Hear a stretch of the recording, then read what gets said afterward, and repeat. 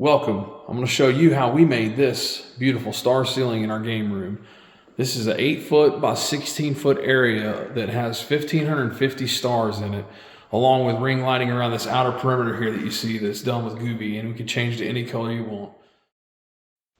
So each of the 4 panels are actually made with this foam board here that you see. It's a 1-inch foam board you can buy at Home Depot or Lowe's. The silver trim that we use, we actually had made by a local company, and it's just a 3-inch lip on the back side with a 1-inch opening that rolls over to a 3/4 on the top to encapsulate that panel so it doesn't come loose. We use magnets to attach this to the ceiling, which you'll see later on, and this ended up working out very well for us. So here we're cutting down the suede to the right length. Luckily, this material ends up being about the right width for these panels. All we've got to do is cut it down a length. I believe about 6 to 8 inches on the ends to wrap around. We end up spraying half, and then we'll do the other half.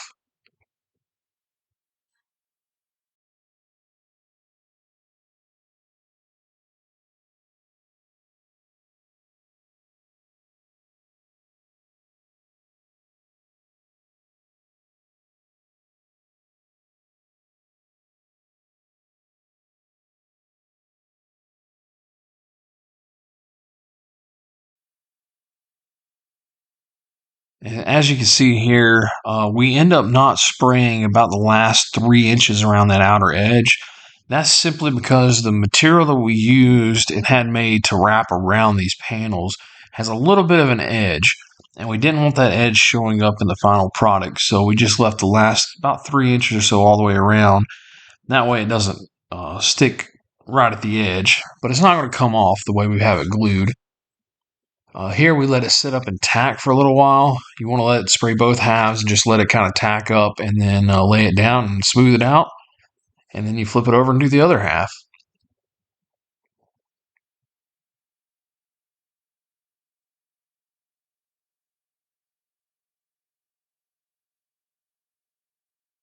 The guy that you see here doing the spraying is a good friend of ours. He owns a company called Slick Creations and does some of the best interior work you'll find on automotive vehicles. This is kind of out of my dad and I's wheelhouse, so we decided to bring him in and help us with this. Turned out to be a fantastic idea because he showed us quite a few things here.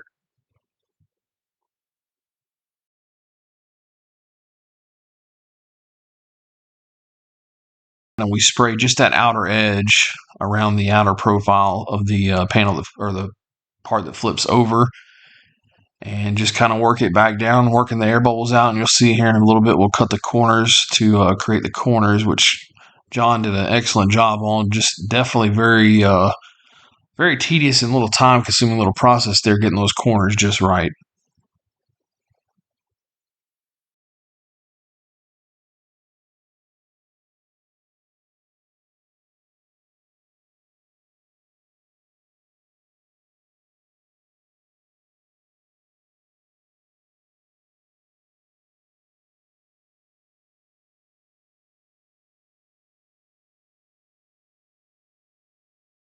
Here you can also see you see on the back side of these panels, we have that metal trim that's wrapping around the top a lot more. That just gives us a bigger surface area. With us using magnets up in the ceiling, we just want to make sure we had enough coverage to make sure those magnets had enough to grab on. We also took, and you'll see here in just a little bit where we have the magnets placed, we actually cut the panel back, or excuse me, we cut the material back to get direct contact, just to extra secure that panel up there.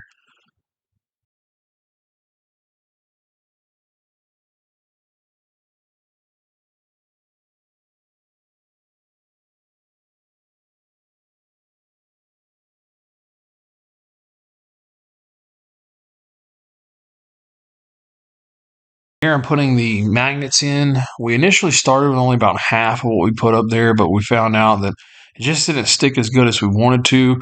It does to the direct metal, but when you have the cloth wrapped around it, takes away some of the strength that the magnets have. But this is basically a 1x2 framing with 1x4 down the middle, and then we've got Govee lights wrapping around that outer perimeter, the M1 Matters. And here we just We've got the magnet screwed in, getting ready to start doing the panels and installing them. You notice we have a pretty large hole back there in the back, which is going to be covered up, but that's where we've got the light box for the fiber optics mounted. Want to make sure we have plenty of room. We also have a hidden receptacle up there, just so we can have all that stuff plug in, that and the M1 matters, and kind of keep it hidden away. You also notice we have this room initially set up for a ceiling fan, but decided not to go with that.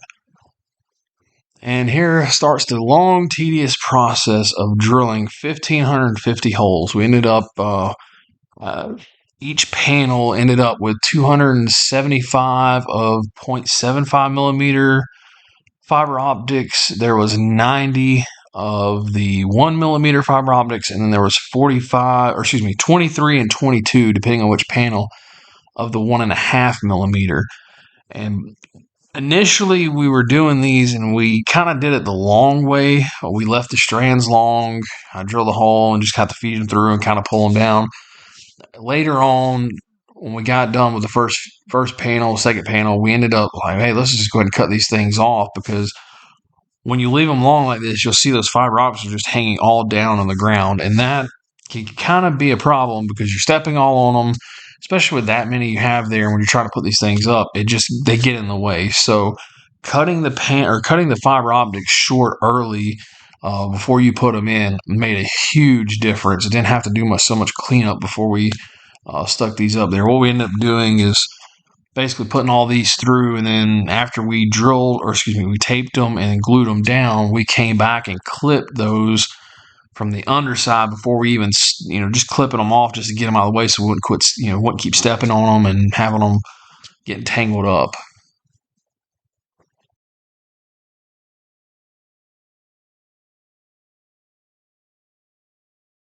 We previously marked these panels. We started out marking with the 275 holes, just getting a good placement of where we wanted those to be. And then we did all of those, fished those through, and then we came back and did the 1 millimeter, and then finished off with the 1.5. Okay, this is a very time consuming process, but definitely worth it when you get done with it. Super happy with how it turned out.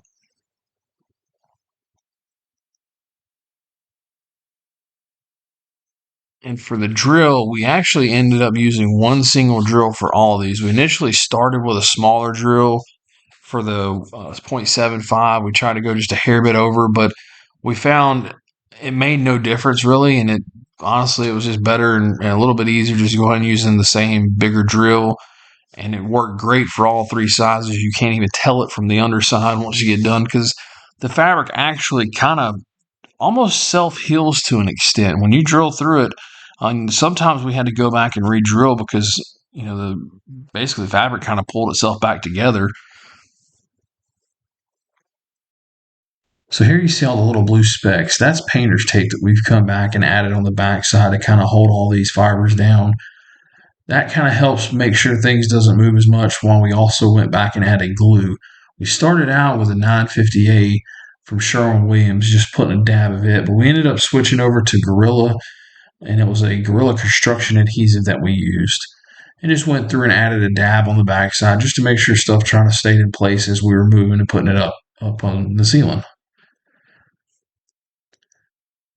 We're finally getting down to the end of the wire here, sweeping up.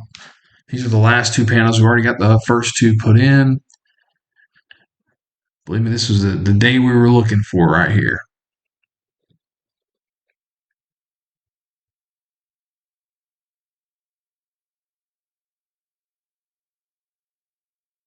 So we're going to use that man lift that you see in the back there. We're going to sit these two panels up on that just to kind of help hold it up as I get the fiber optics put into the light box. Basically, this light box has two openings, so we had two different fiber sets. We had one going to the front two, and then one going to the back two. And all you do is basically slide the connector joint in there, and it has one screw that holds it on. Very simple and rudimentary. I wish it was a little bit better of a locking system, truthfully, but really it shouldn't make much of a difference. Here we've cut some pieces. I wanted to make sure that we had coverage over where the fiber optics crossed over the seams, just in case if we had any sort of light bleed. I just added that little bit of extra to help basically make sure there's no light coming through other than the stars.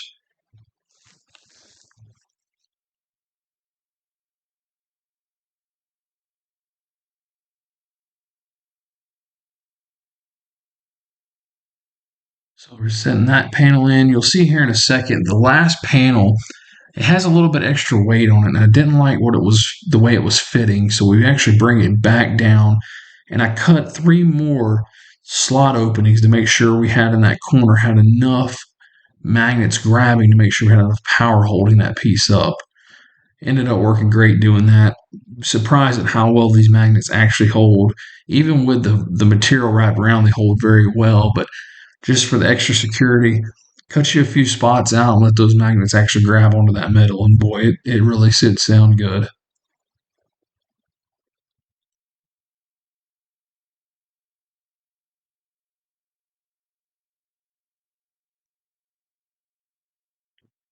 And then once the panels are up there, the fun part begins of clipping these things off to the right length. And we found that it really doesn't matter what length you clip them off to. I mean, you don't want them super long, yeah, and we didn't want them super short either. So we kind of stayed anywhere from a 16th sticking out up to even a quarter-inch sticking out.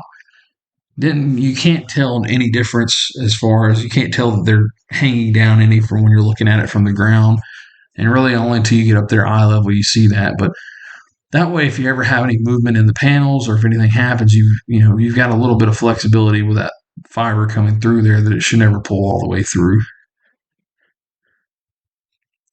For clipping these, I use mostly the fingernail clippers, which work great. My dad used some pair of scissors. Those also all worked. I felt like the fingernail clippers were just a little bit easier to kind of clip these things off with. Still a very time consuming process, but boy, I tell you, when it gets done, it turns out very, very nice. And this is the finished product. Here you see we're kind of going through some of the colors that you have for the stars.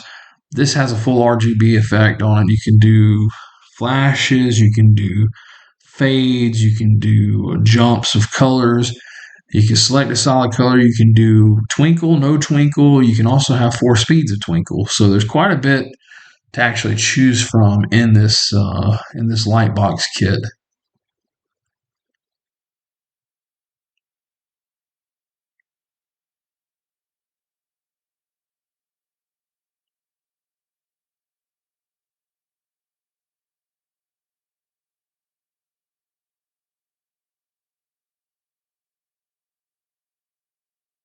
And here's the Govee M1s showing some of the things they do. Um, they really are a nice LED light, especially being able to change the colors, the chip colors all the way down through there. Don't have to be the same color. Do some neat effects with it. Just really ties into the theme. This is a game room for us. When we get done, it'll be our game room, and super happy with how it turned out. If you have any questions, just put them down in the comments.